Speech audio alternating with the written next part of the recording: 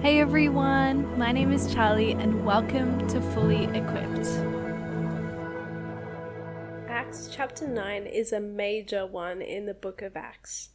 Luke writes about the conversion of Paul on the road to Damascus.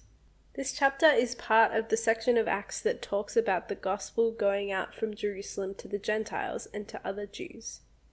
Paul eventually becomes the leader in spreading the gospel to these people. This chapter demonstrates how when people encounter God, he can bring the most beautiful and radical transformation. So Saul is on his way to Damascus in order to arrest the Christians there. It actually says in verse 1 that he was breathing threats and murder against the Christians, which highlights just how much he hated these people. He really would have been convinced that he was doing the right thing. He saw the Christians as people teaching against God and his word. He didn't realize yet that the Christians were living out God's plan for his people. He's looking for the people belonging to the way. This seems to be a term used for the early church, as we'll see a few more times in this book. It could be a term used in the sense of Jesus being the way of salvation, or it could be in the sense of Jesus being the way of life. It's really cool that there seems to have been a Christian presence in Damascus, because Saul is going all the way there. Have a look at your Acts map. Damascus is about 6 days' walk from Jerusalem. How did Christianity spread all the way there? Probably either through those present at Pentecost who took the gospel back with them, or through those who scattered after Stephen's persecution. So we can see really practically how God is building and growing his church and bringing it to the Gentiles. While Saul is on his way to Damascus, suddenly there's a really bright light from heaven shining around him, brighter than the noonday sun. The voice of Jesus from heaven identifies himself by telling Saul that he is Jesus, whom Saul is persecuting. Isn't that so powerful? Back in Luke 10, Jesus told his disciples that whoever rejects them is rejecting him. Now we can see that so truly. He is so close to his people. He identifies with us. He knows our suffering. He knows our deepest hurts. That's why we can trust it all to him, especially when we are rejected for his name. And also, this statement would have been pretty intense for Saul. Saul is someone who is zealous for God and the law. He's wrong in the way that he lives that out and how he understands the meaning behind the law. He would have believed Jesus to have just been a blasphemer, but now he realizes that he's been persecuting God himself. Instead of condemning Paul or being angry with him, though, Jesus extends an opportunity towards him.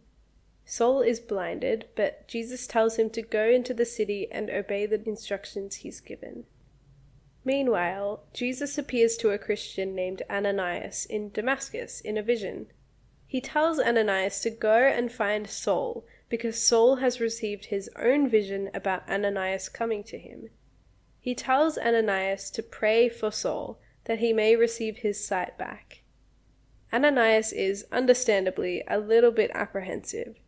This is the guy who has come to drag away any Christian he can find and throw them in prison. Saul has a reputation for evil persecution against Christians. And now Jesus wants Ananias to go to him? Jesus tells Ananias that he has chosen Saul to take his name to the Gentiles and to the Jews. When Jesus says that he will show Saul how much he must suffer for the sake of his name, he's not being malicious or vindictive. Saul does indeed go on to suffer immensely for Jesus' name.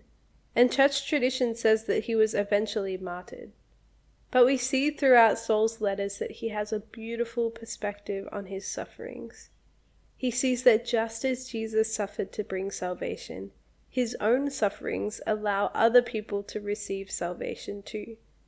And he actually rejoices in that, not because he's masochistic, but because he knows that nothing matters except for Jesus Christ.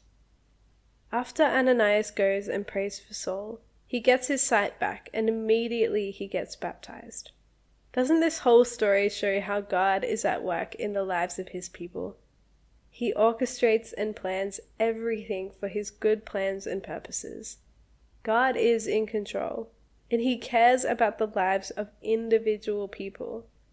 When everything seems crazy and overwhelming and the world seems full of evil and sadness, we can trust in God's sovereignty. The next little bit of this chapter shows how Saul immediately goes on to proclaim Jesus as the Messiah. Everybody is, understandably, a bit confused because not long ago Saul was persecuting people for believing the same things he's now preaching. But Saul grows in strength. That's a sign that he was a genuine convert to the faith, his radical transformation. Not all people believe his transformation is genuine, though. Some of the Jews try to have him killed. But God is protecting Saul and delivers him from harm. So Saul returns to Jerusalem and he meets with the other disciples. They're all afraid of him, but Barnabas testifies for him. Barnabas becomes an important person later in Acts and comes up a few times in the rest of the New Testament. He's a really servant-hearted man. And after this, Saul goes out preaching and ministering to people. Again, he faces opposition and threats to his life, so the disciples send him up north to Tarsus, his hometown. And despite everything that's going on and all of the opposition, the church is still growing stronger. They walk in fear of the Lord. They know the Holy Spirit's peace. And because of that, the church multiplies. The last part of chapter 9 talks about some of Peter's ministry. First, he heals a man named Aeneas who was paralyzed. Because of this, the locals all give their lives to Jesus. Just like Saul's transformation, when Aeneas and the locals see Jesus, their response is immediate. After this, Peter is brought to a woman named Tabitha, who was a Christian. Tabitha has passed away after a sickness, but Peter sends all the mourners out and prays. In response to his prayer, God brings life back into Tabitha's body. She's resurrected. Once dead, now alive.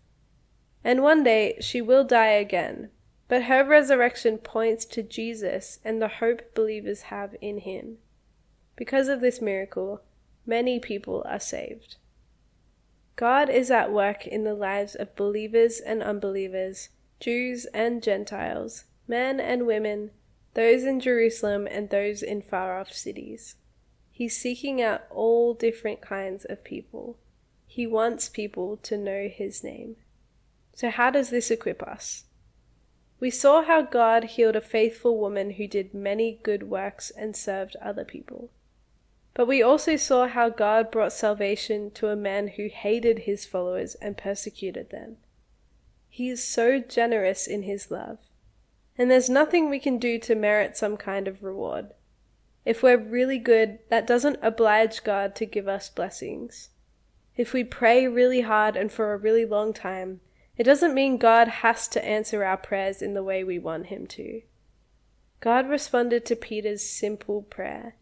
He blessed a persecutor who rejected him.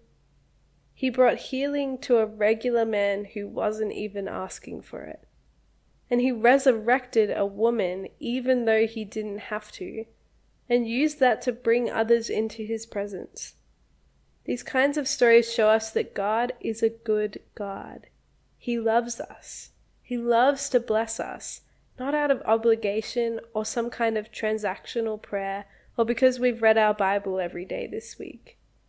Understanding this changes our whole relationship with him. Why do you follow God? Why do you read your Bible or pray?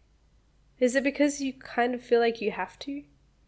My prayer for all of us is that we'd learn to become desperate for the presence of God, to have time with him, to recognize how good he is and how sweet it is to be with him, to have a quiet time with the Lord not out of religious obligation, but because we can't live without him, to have new revelation of his nature and character.